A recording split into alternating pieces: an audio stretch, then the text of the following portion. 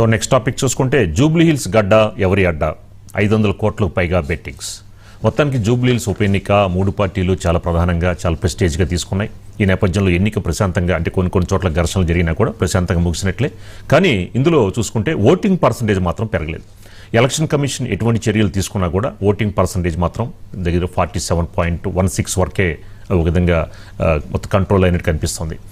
ఇటువంటి పరిస్థితుల్లో మరి నిన్న ఏదైతే పోలింగ్ అయిపోయిన వెంటనే కూడా సర్వేలు ఆటోమేటిక్గా అందరూ కూడా వాళ్ళ యొక్క అభిప్రాయాలు వ్యక్తం చేయడం జరిగింది. కాంగ్రెస్కే ఎడ్జ్ ఉండే అవకాశాలు ఉన్నాయి, కాంగ్రెస్కే గెలిచే అవకాశాలు ఉన్నాయని చెప్పారు. కానీ ఒక చూసుకుంటే కొన్ని సర్వేస్ చూసుకుంటే 2% వేరియేషన్ వస్తుంది కాంగ్రెస్కి బీఆర్ఎస్కి మధ్య. బీజేపీ అనేది థర్డ్ పాయింట్లో ఉంది, థర్డ్ ప్లేస్లో ఉంది. సో ఇలాంటి పరిస్థితుల్లో దీనిపై బెట్టింగ్లు ఇప్పుడు విపరీతంగా జరుగుతున్నాయి. దగ్గరగా 500 కోట్ల మేర బెట్టింగ్లు జరుగుతున్నాయి. అంటే గెలుపు ఎవరిది, ఎంత మార్జిన్ వచ్చే అవకాశాలు ఉంటాయి, సెకండ్ ప్లేస్లో ఎవరుంటారు, మెజార్టీ ఎంత వస్తుంది, ఇలాంటి అంశాలపై బెట్టింగ్ రాయిల్లో మొత్తం కూడా 500 కోట్ల రూపాయల మేర బెట్టింగ్ జరుగుతున్నట్టు తెలుస్తోంది. సో మొత్తానికి దీనికి సంబంధించి మనకి మరింత ఇన్ఫర్మేషన్ మా కరెస్పాండెంట్ శ్రీనివాస్ అందిస్తారు.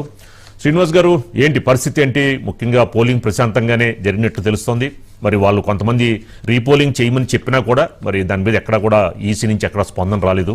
ఏంటి బెట్టింగ్లు ఇప్పుడు చాలా జోరందుకున్నట్టు కనిపిస్తోంది, కాంగ్రెస్కే ఎడ్జ్లా కనిపిస్తోంది. ఏంటి బెట్టింగ్లు కాంగ్రెస్ వైపే కడుతున్నారా, బీఆర్ఎస్ వైపు కూడా కట్టే అవకాశాలు ఉన్నాయా? రాజు గారు, అంటే జూబ్లీ హిల్స్ ఉప ఎన్నికల పైన అభ్యర్థుల కంటే బెట్టింగ్ రాయిల మధ్యనే ఒక ఉత్కంఠ ఉందని చెప్పవచ్చు. మనం చూసేది ఉంటే అభ్యర్థులు ఎవరు గెలుస్తారు, ఎవరు ఓడిపోతారనే ఉత్కంఠ కంటే గెలుపు ఓటమిల మీద బెట్టింగ్ చేసినటువంటి బెట్టింగ్ రాయిలే చాలా టెన్షన్లో ఉన్నారు.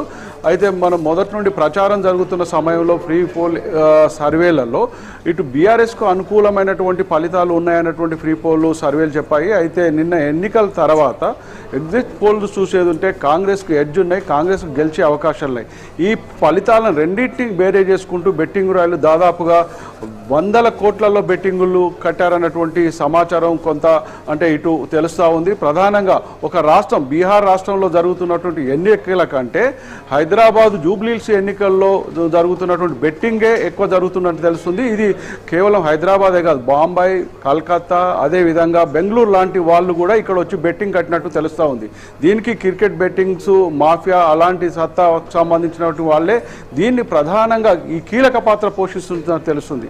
అయితే గెలుపు ఓటమిల మీద కాదు, మెజార్టీ గెలిచిన వారికి ఎంత వస్తుంది, సెకండ్ పొజిషన్లో ఎవరు ఉంటారు అనే దాని మీద కూడా చాలామంది బెట్టింగ్లు కడుతున్నారు.